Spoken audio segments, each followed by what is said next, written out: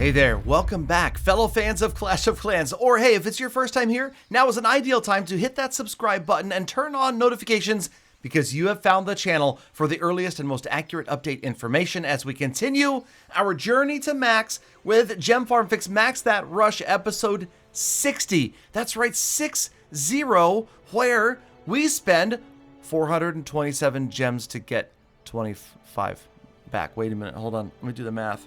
There's a reason this works out. Okay, and the reason being is because we're getting ready to do upgrades, and we're going to be upgrading stuff anyway, so we might as well do something crazy like clear an obstacle, or worse yet, a gem box, and spend a bunch of gems to do it that we would have spent anyway, right? So when you think about it, it's just kind of a weird thing to do, but it's not actually a dumb thing to do, unless you consider... Okay, let's not get into that. Let's move on and talk about this series. Now, hey, if you're enjoying the series, a great way to support this series is not only to like the videos, but to watch all the way to the end. And remember, Galadon never asked you to smash the like button. Do not smash it, because if you smash it, then you can't use it for other videos, other YouTubers' videos. So gently depress the like button for me. If you would, just take a moment. I'll wait.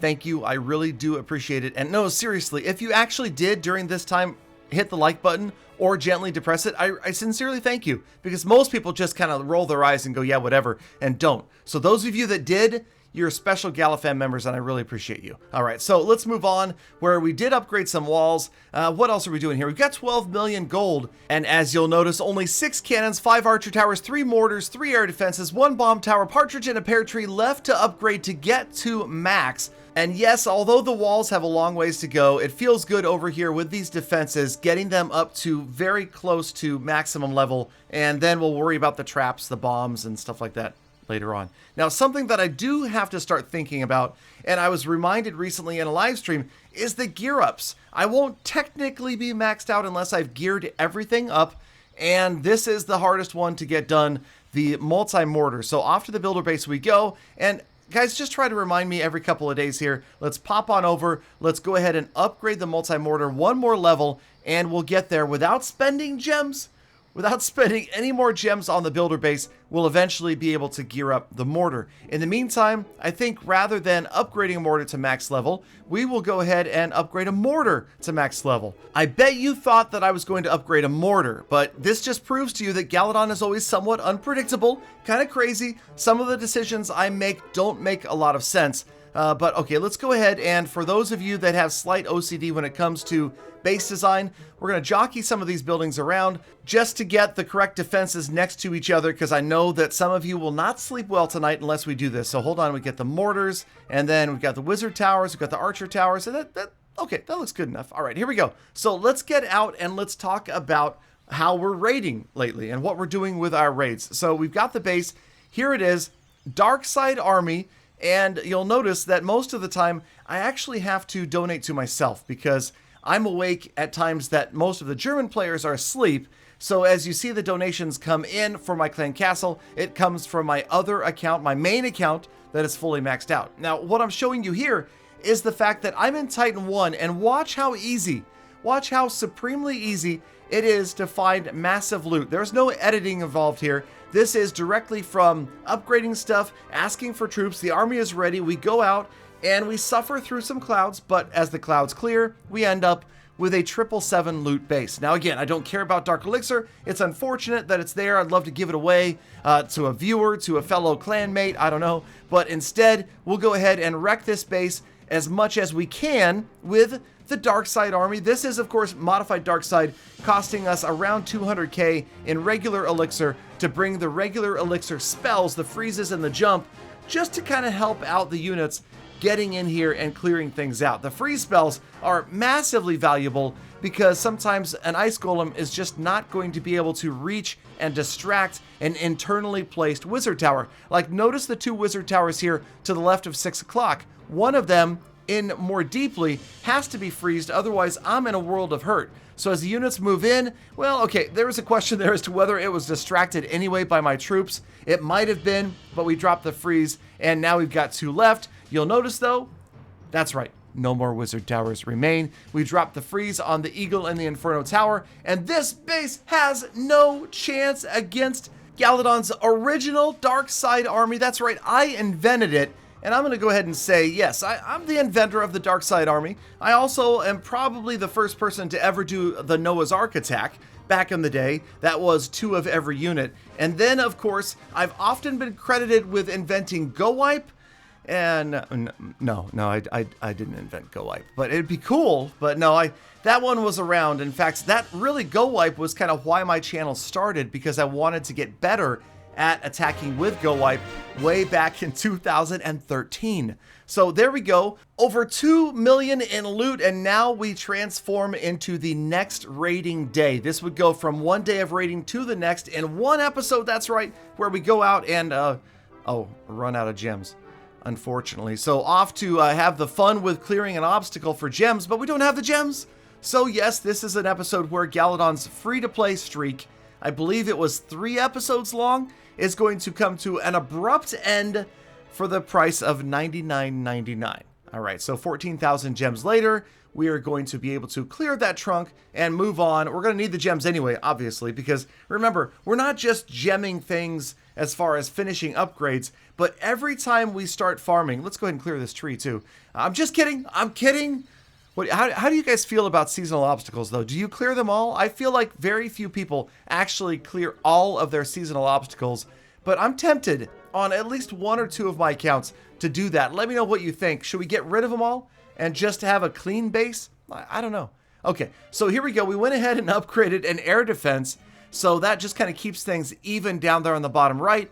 Back to raiding we go, and check out a couple of things about this base. Now, God Emperor Joe offered me just about max loot right here, but also notice, is this a Titan 1 version of a please give me trophies base? Because I'm not sure what to think of this with all of that stuff at the bottom of the base, leaving almost exclusively defenses at the top of the base.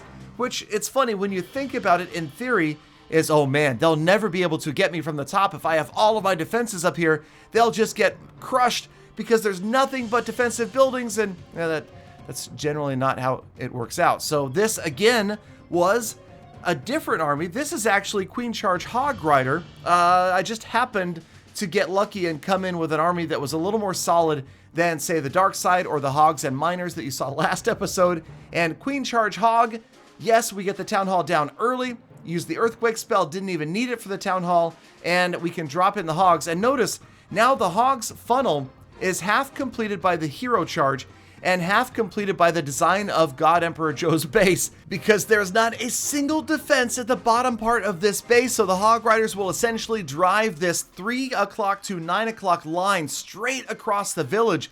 And although, yes, it's kind of simple, it's easy, that was a massive value free spell right there, it's good to remember that tactical awareness is important, and if you're using a troop like Hog Riders, like Balloons, where they're going to track after defenses, it's a great idea, bat spells as well, it's a great idea to take a look ahead and predict the pathing. That way you can use those rage, heal, and freeze spells to keep those units alive or healthy, and in the case like this, end up with a pretty much overkill 3-star right here. As the last of these defenses are out of the way, the giant bomb just about finishes off my Hogs, but 1 HP Hogs are going to get the job done, roll through the remainder of this base. It takes 30 seconds to clear the last 25% of this base, but you can see, again, a fully maxed out base that just, no. This is never going to work.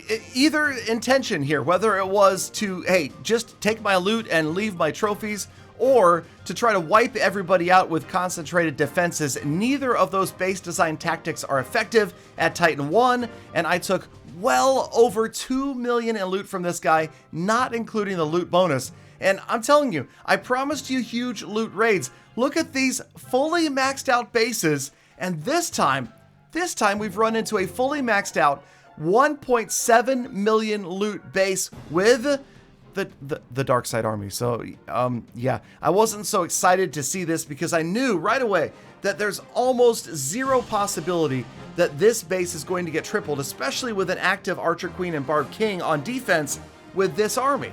But remember, we're farming, so that doesn't really matter. So honestly, I took a closer look at this base. I saw where most of the storages were, and I kind of focused on that. Now, I do have this subconscious urge to always destroy the town hall anyway, right? I mean, it's just is a natural instinct or training. If you're a Clash player and you've played a lot of war, you've done Legend League attacks, you want to get the town hall. And even though it's worth very little when it comes to loot, it's this personal battle to make sure that you get it. We roll in right here with the bats on the right-hand side. You can see the gold storage is going down. So no matter what happened from here on out, we knew we were going to have a massive profit. And again, ignoring the dark elixir, really only looking at the gold and the elixir. The town hall, okay, so it happens to fall to the P.E.K.K.A. from the siege machine. So, you know, okay. Lucky, whatever. I'll take it. The Ice Golem is moving down the right-hand side. We've got the Warden, the Archer Queen. Unfortunately, no healers for the Archer Queen, but, you know, again, it's a dark side army, and it works out. Ice Golem's freezing all over the place, and surprisingly, we're over 60%, so we've got a 2-star against this base. The heroes are still working on cleaning up down the right-hand side, and before this attack is over, we will grab every last shred of gold out of this base. So the over 1 million in gold that was available, it is all being transferred to Galadon storages as we speak. And I have to tell you guys, I'm really shocked by how successful this army has been. But there's a big lesson here behind the Dark Side army and behind the Hog Rider Miner armies. And that really is that it comes down to 2 fundamentals in almost any attack in the game. Okay, let's go with 3 fundamentals. Okay, 1, you need tanks to protect your DPS. 2, you need to effectively funnel. And 3, you know what I'm going to say, right? Stop. STAP, spell timing and placement. Those 3 fundamentals hold true across almost any attack for the last 7 years in this game and always will. And sure enough, one more time, Galadon picks up a massive raid of loot here. Not the 3-star that we had kind of hoped for. Would have been cool to 3-star maxed out base, but there it is, 1.5 plus the loot bonuses, putting me well over 2 million in loot in one solitary raid. And that brings us to just about the end of the episode. But before we go, let's share with you, of course, the status report, where we take a look at the total amount spent today. Of course, the gems, $99.99 for 14,000 gems, brings the total to, you ready? Hold your breath, tense up. $44,1746, closing in on $5,000. Gems spent today over 2K, about $14 worth, and we are now at time spent, a round number of 180 hours. For next goals, well, I want more big loot rates. I want to speed this thing up. And yes, I'm going to go back to the real attacks, more war style, legend, CWL style attacks to help get me better at the game. As always, I hope you guys are getting better. I hope you enjoyed your time here. Now get out there, enjoy the rest of your day. Be kind to people, animals, easy on the planet. And I hope to see all of you back here again tomorrow for more full attacks.